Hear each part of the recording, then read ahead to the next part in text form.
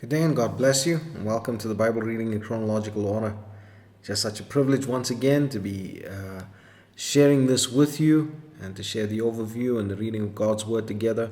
I pray that it would be a blessing to each of you as you listen and as we draw nearer to the Lord in and through His Word. Today we're still busy in the book of Judges, and actually we're going to close out the book of Judges today. We're going to be going through chapters 19, 20, and 21. So let's get straight into it. Chapter 19 deals with one of the most horrific stories that we can find within the Word of God. This is a story of a Levite who has a concubine, and she has an affair with someone else outside of the marriage, and then she goes to her father's house, and this Levite goes then to go and take her back from her father's house. But there are so many tragic details to the story. But we can see that the Israelites no longer look like the Israelites. They no longer bear the standard of the Lord. In fact, through the story, you can see that they actually resemble Sodom and Gomorrah and those nations. The children of Israel are so detached from the picture that the Lord had for them and planned for them. They're so far detached from the law that was given to them through Moses, through the leading of Joshua. It's just unbelievable. And I don't want to get into too much of the details. It's quite descriptive and very graphic. So please, as you go through it, you'd sort of have to try and hold your imagination back from imagining what's going on in the story to some extent. And yet this is a part of the history of mankind, and it's a part of the history of the Israelites as well. And so it is important that we understand and we know this. But for me personally, and I've put this in there, that personally the worst part of this passage is that the Levite and his concubine refused to go into the land of the pagan nations because they were afraid for their lives and what would happen to them in case one of the pagan nations were to do evil to them or do harm to them. And so they go into the land of Benjamin. And then we see that these Benjamites, they want to sodomize the Levite. And then the same thing that Lot does, when the angels visit him and he says, no, take my daughters instead. The man that is hosting this Levite and his concubine, they actually say, why don't you take the concubine and take take his daughter, all of these things, and protects the Levite. But we see then what they do to this concubine, and it's just horrible. Please understand that this is not what the Lord wanted for the Israelites. We saw in the story of Micah yesterday how he was worshiping the Lord to some extent, but also had the other gods and all of these things. It's just the nation of Israel had just come into such disrepute. They are so far from where they should be. It's actually unbelievable. Then we get to chapter 20 and 21, and I've just summed this all up into one basic theme, and that was the beginning of the civil war in Israel. But we see that the Levite then, he explains what happened to the assembly of Israel, and the assembly give their decree and they declare war against the Benjamites. This was necessary. The Benjamites had just gone so far. This act that they performed against the concubine, that was just absolutely so putrid, and it deserved the punishment that they got to this regard. But Benjamin is slain and destroyed, except for 600 men that escape. And the children of Israel bewail the desolation of Benjamin now. They saying, well, what's going to happen to the inheritance of Benjamin? And so the elders then consult and find out how they will find wives for the men that survived in order to keep Benjamin and preserve their inheritance and keep them alive. But this basically is the declaration of the civil war, or the explanation of the civil war in Israel, how they rose up against the Benjamites and went to kill them. So that's basically these two chapters in a nutshell. So now we've completed the book of Judges, but I just want to go through very quickly a quick summary on the book, just to go through the judges that judged Israel. We saw Othniel, who judged for 40 years. We see Ehud, who when he ruled Israel was at peace for 80 years. We see Shamgar, whose time in charge was not recorded. Then we see Deborah and Barak. Barak actually just was the captain of the guard, if you can say, or captain of the armies. And Deborah was the judge, but she ruled for 40 years. We see Gideon, who ruled for 40 years. Tola, who ruled for 23 years. Jair, who ruled for 22 years. Jephthah, who ruled for 6 years. Ibzan, who ruled for 7 years. Elon, who ruled for 10 years. Abdon, who ruled for 8 years. And then Samson, who ruled for 20 years. But if you look at the caliber of the judges, it just seems to just degrade along the way. And it just gets to a point where Samson, who is called a Nazarite from the womb, he's just so far from the picture of what we think a holy man or a man separated unto God should be. Promiscuous and just, all of the things that he wasn't supposed to do, you can see Samson do it to some regard.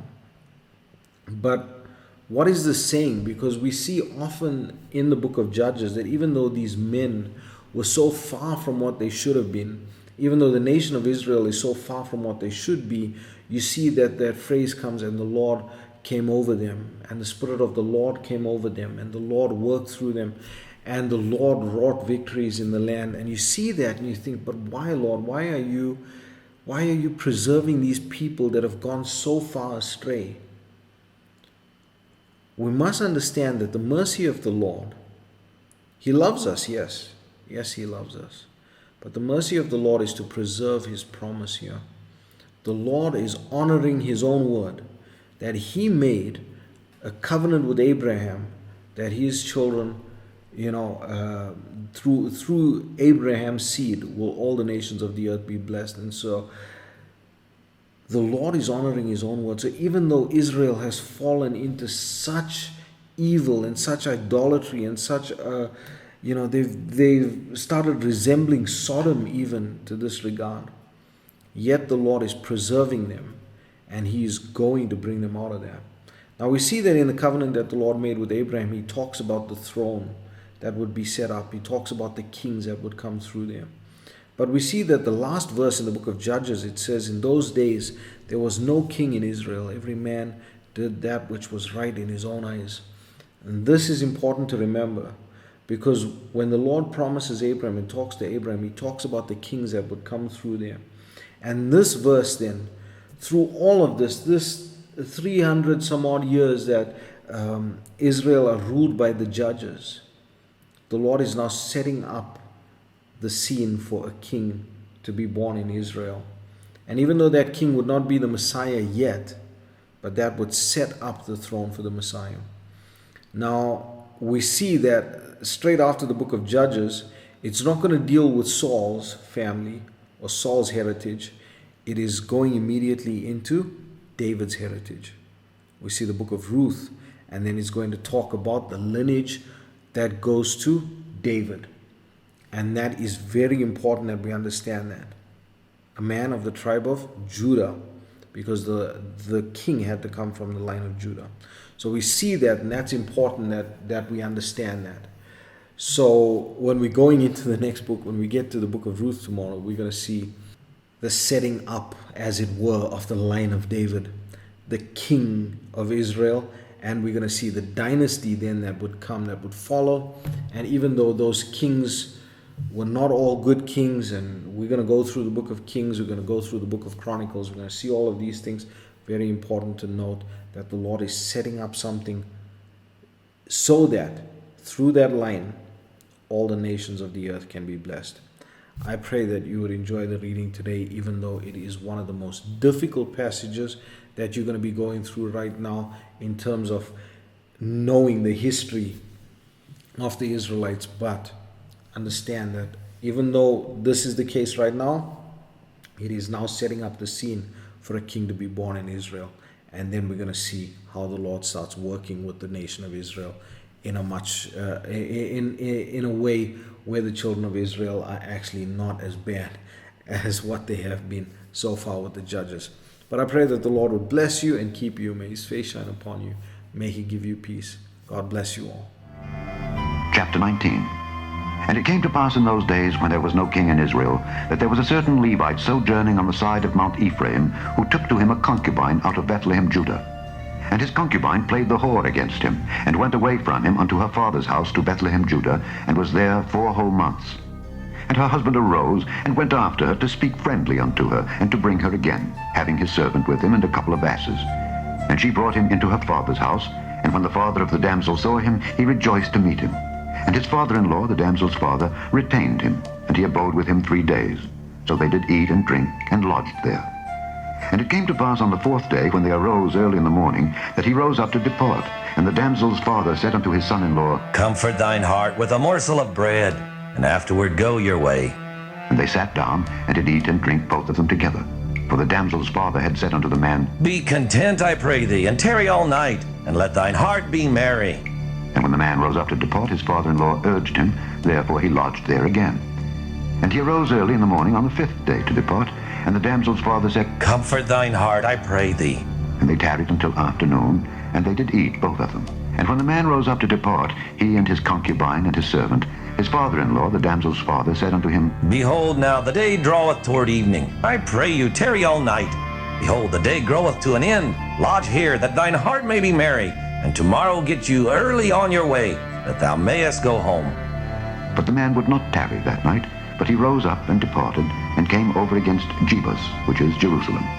And there were with him 2 asses saddled. His concubine also was with him. And when they were by Jebus, the day was far spent. And the servant said unto his master, Come, I pray thee, and let us turn in into the city of the Jebusites, and lodge in it. And his master said unto him, We will not turn aside hither into the city of a stranger, that is not of the children of Israel. We will pass over to Gibeah.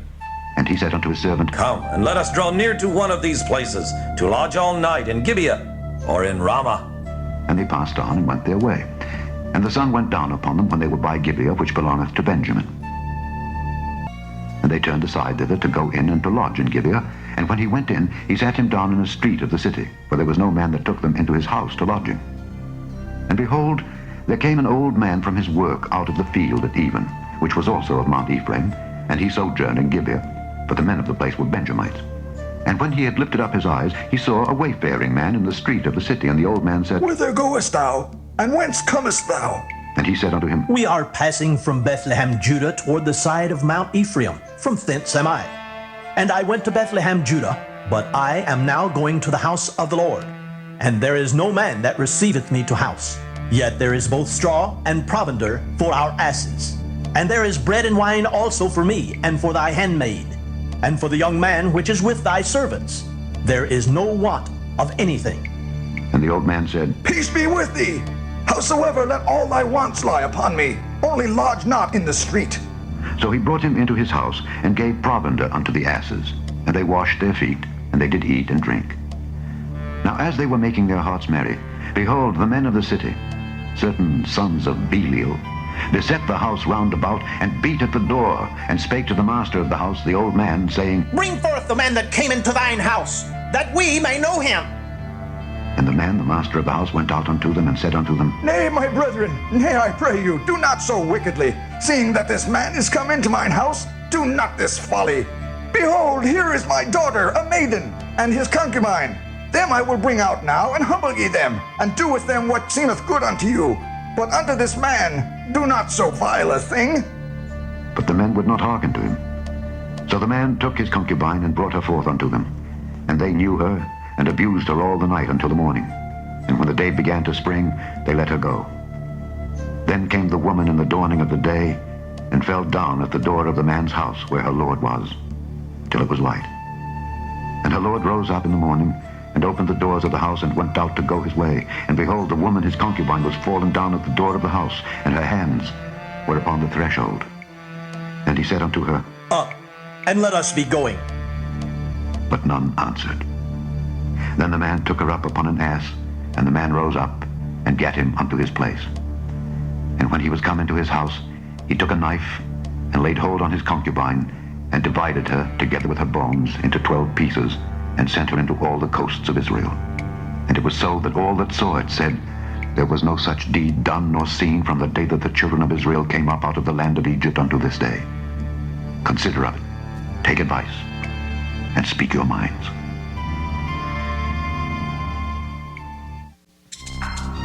Chapter 20. Then all the children of Israel went out, and the congregation was gathered together as one man, from Dan even to Beersheba, with the land of Gilead, unto the Lord in Mizpeh. And the chief of all the people, even of all the tribes of Israel, presented themselves in the assembly of the people of God, 400,000 footmen that drew sword. Now the children of Benjamin heard that the children of Israel were gone up to Mizpeh. Then said the children of Israel, Tell us, how was this wickedness? And the Levite, the husband of the woman that was slain, answered and said, I came into Gibeah that belongeth to Benjamin, I and my concubine, to lodge.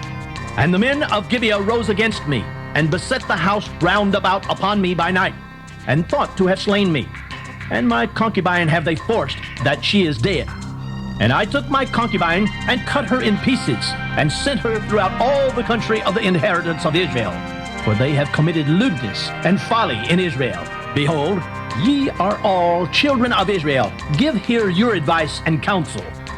And all the people arose as one man, saying, We will not any of us go to his tent, neither will we any of us turn into his house.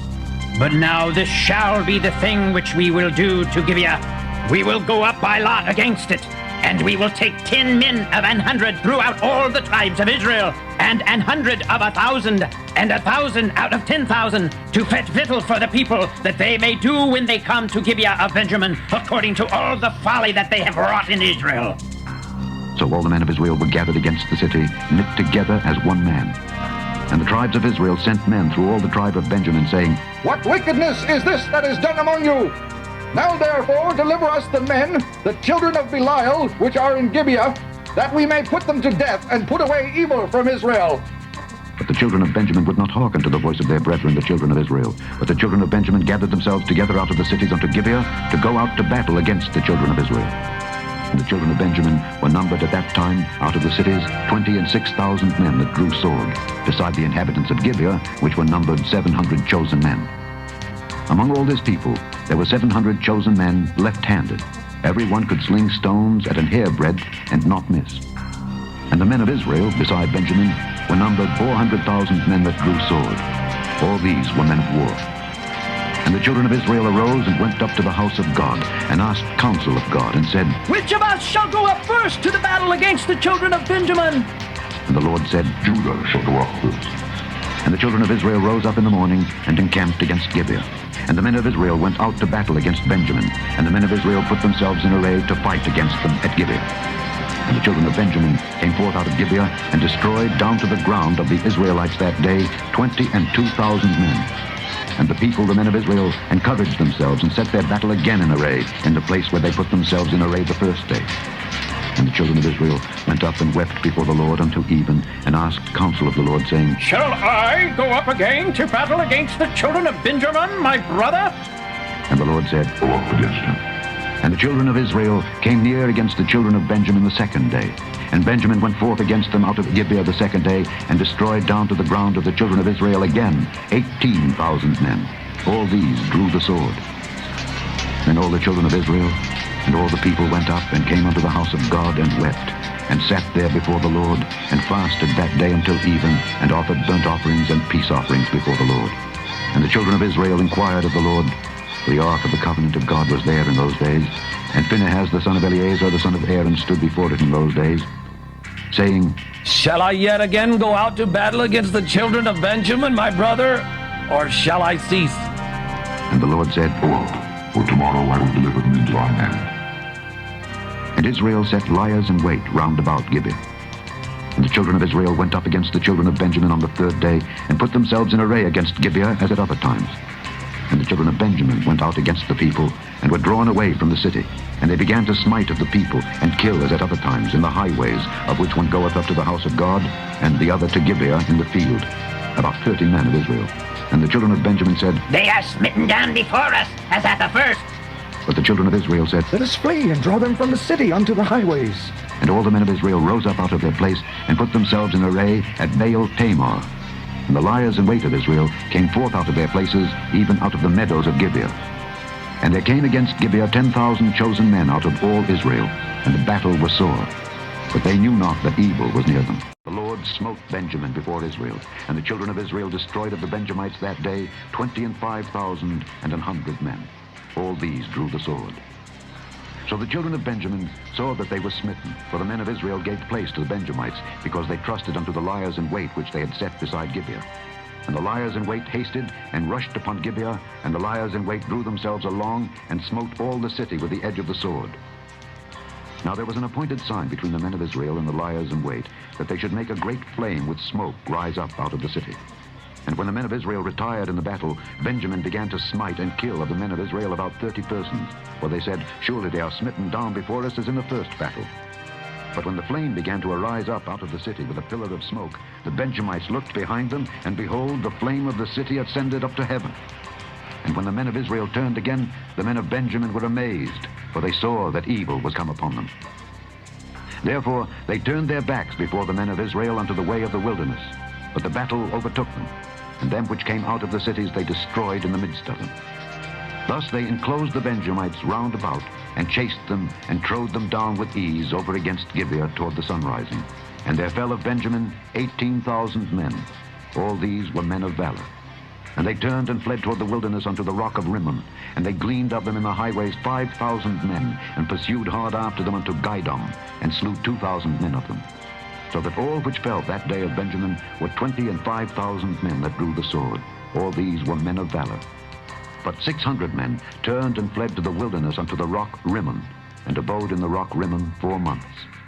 And the men of Israel turned again upon the children of Benjamin, and smote them with the edge of the sword, as well the men of every city as the beast, and all that came to hand. Also they set on fire all the cities that they came to. Chapter 21. Now the men of Israel had sworn in Mizpeh, saying, There shall not any of us give his daughter unto Benjamin to wife. And the people came to the house of God, and abode there till even before God, and lifted up their voices, and wept sore, and said, O Lord God of Israel, why is this come to pass in Israel, that there should be today one tribe lacking in Israel? And it came to pass on the morrow, that the people rose early, and built there an altar, and offered burnt offerings and peace offerings. And the children of Israel said, Who is there among all the tribes of Israel that came not up with the congregation unto the Lord? For they had made a great oath concerning him that came not up to the Lord to Mizpeh, saying, He shall surely be put to death. And the children of Israel repented them for Benjamin their brother, and said, There is one tribe cut off from Israel this day. How shall we do for wives for them that remain, seeing we have sworn by the Lord that we will not give them of our daughters to wives? And they said, What one is there of the tribes of Israel that came not up to Mitzvah to the Lord? And behold, there came not to the camp from Jabesh Gilead to the assembly. For the people were numbered, and behold, there were none of the inhabitants of Jabesh Gilead there. And the congregation sent thither 12,000 men of the valiantest, and commanded them, saying, Go and smite the inhabitants of Jabesh Gilead with the edge of the sword, with the women and the children. And this is the thing that ye shall do. Ye shall utterly destroy every male and every woman that hath lain by man. And they found among the inhabitants of Jabesh Gilead 400 young virgins that had known no man by lying with any male. And they brought them unto the camp to Shiloh, which is in the land of Canaan. And the whole congregation sent some to speak to the children of Benjamin that were in the rock Rimmon, and to call peaceably unto them. And Benjamin came again at that time. And they gave them wives which they had saved alive of the women of Jabesh Gilead. And yet so they sufficed them not. And the people repented them for Benjamin, because that the Lord had made a breach in the tribes of Israel. Then the elders of the congregation said, How shall we do for wives for them that remain, seeing the women are destroyed out of Benjamin? And they said, There must be an inheritance for them that be escaped of Benjamin, that a tribe be not destroyed out of Israel. Howbeit we may not give them wives of our daughters, for the children of Israel have sworn, saying, Cursed be he that giveth a wife to Benjamin. Then they said, Behold, there is a feast of the Lord in Shiloh, yearly in a place which is on the north side of Bethel, on the east side of the highway that goeth up from Bethel to Shechem, and on the south of Lebonah. Therefore they commanded the children of Benjamin, saying, Go and lie in wait in the vineyards, and see and behold, if the daughters of Shiloh come out to dance in dances, then come ye out of the vineyards, and get you every man his wife of the daughters of Shiloh, and go to the land of Benjamin. And it shall be, when their fathers or their brethren come unto us to complain, that we will say unto them, Be favorable unto them for our sakes, because we reserved not to each man his wife in the war. For ye did not give unto them at this time, that ye should be guilty. And the children of Benjamin did so, and took them wives, according to their number, of them that danced, whom they caught. And they went and returned unto their inheritance, and repaired the cities, and dwelt in them. And the children of Israel departed thence at that time, every man to his tribe and to his family. And they went out from thence, every man to his inheritance. In those days there was no king in Israel. Every man did that which was right in his own eyes. The end of the book of Judges.